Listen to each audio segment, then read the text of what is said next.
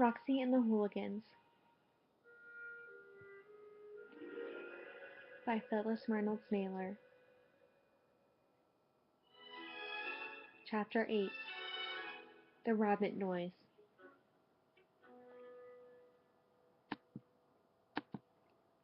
It was a bit lonely there on the log while the Hooligans slept, Roxie decided.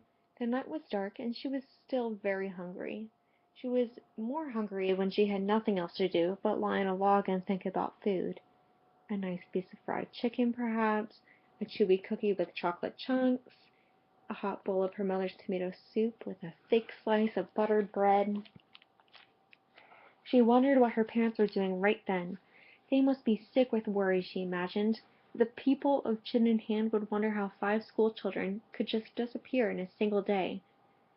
Roxie studied the little piece of sky that she could see through the leaves. There was only a sliver of moon, but the stars were bright, and as the earth moved and one star after another disappeared from view, Roxie reminded herself that she must not fall asleep. It was when she noticed that the black of the sky had turned gray, and the gray was turning pink, that she heard the noise, a far-off scrunching of twigs and leaves. Footsteps! She rolled off the log and tumbled over to the trench. "Someone's coming," she whispered. "Don't move, don't sneeze, don't make a sound." Then she hid herself in a thicket. In a few minutes Roxie could hear the voices of Rat and Snake Eyes, but could barely see them in the early dawn. They stopped not 10 feet from where the Hooligans were lying, and Snake Eyes said, "See, Rat, there's no one else here on the island." "Then if anyone's eaten our food and drinking our water, it's you," said Rat. "I don't know why you don't own up to it, instead of saying it's me who's eaten all more than his share." "Now you listen," said Snake Eyes. "I divided up that food fair and square. A can for you, a can for me. A bag for you, a bag for me. Now we got some missing, same as the water, and I think you tucking away some of it, so if we run out it'll be me who goes with an empty stomach. I'm sorry I ever let you in on this." "Well, you don't think I'm not sorry already," said Rat, "living out here like savages, getting eaten up by skeeters, running for cover every time a plane comes over." And right at that moment, there it was again, the drone of a plane in the distance, growing louder all the time. It flew low over the island and, just as before, went on. Rat and Snake Eyes waited a minute to see if the plane would come back.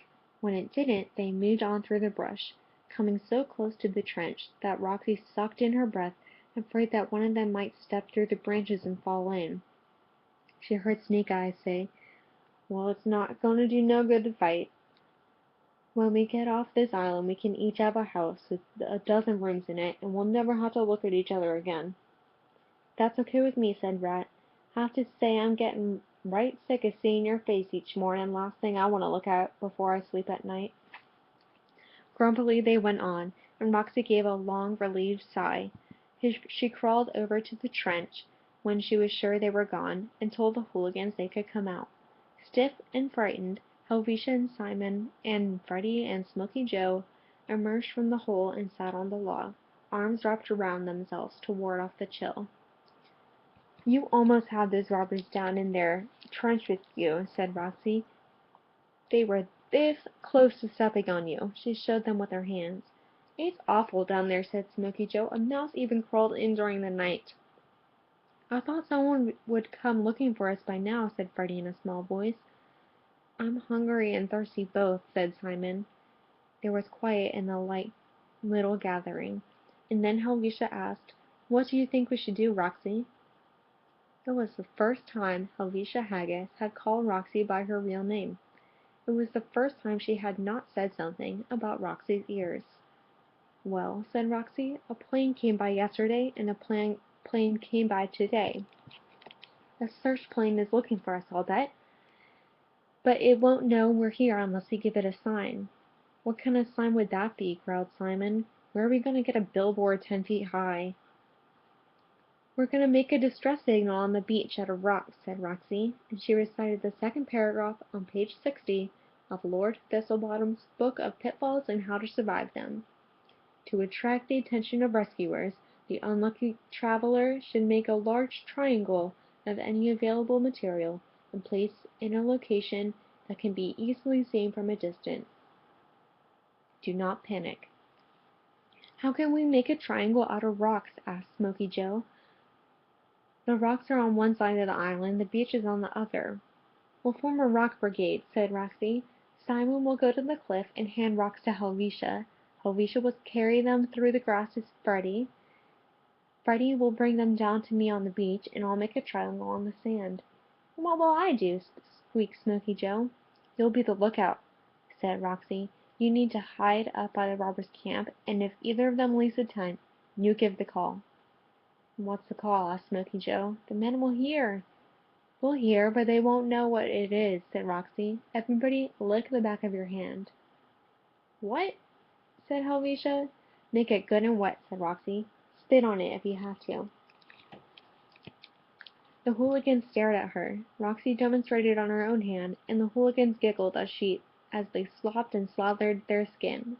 Now, said Roxie, remembering what she had learned from Uncle Dangerfoot, give that hand a long, slow kiss, and it will sound like a squalling rabbit. She put her mouth to the back of her hand and kissed, and the sucking, smacking sound was indeed one that Helvetia hooligans had never heard before. Why would anyone want to sound like a squalling rabbit? Asked Freddie. To attract other animals that might like a nice fat rabbit for dinner, said Roxie. A fox, maybe, and then the hunter kills the fox. In a matter of seconds, all the hooligans were making the squalling rabbit noise, and Roxie remembered the time she would lie in bed on a Saturday morning, making those wild and crazy noises until her mother would come to the door of her room and say, Roxie, dear, please, the neighbors will think you are ill. At last, Roxie held up her hand to stop the commotion before it got so loud that the men might hear. The hooligans paid attention. Now, Roxie continued, if you hear Smoky Joe make the rabbit noise, pass it on to the next person. That will mean the men are leaving their tent and you have to hide. So Simon Surley set off for the rocky cliffs. Helvetia set off for the seagrass. Freddie hid himself on the hill above the beach, and Roxie helped Smoky Joe find a hiding place near the robber's tent. Then she went down to the beach alone.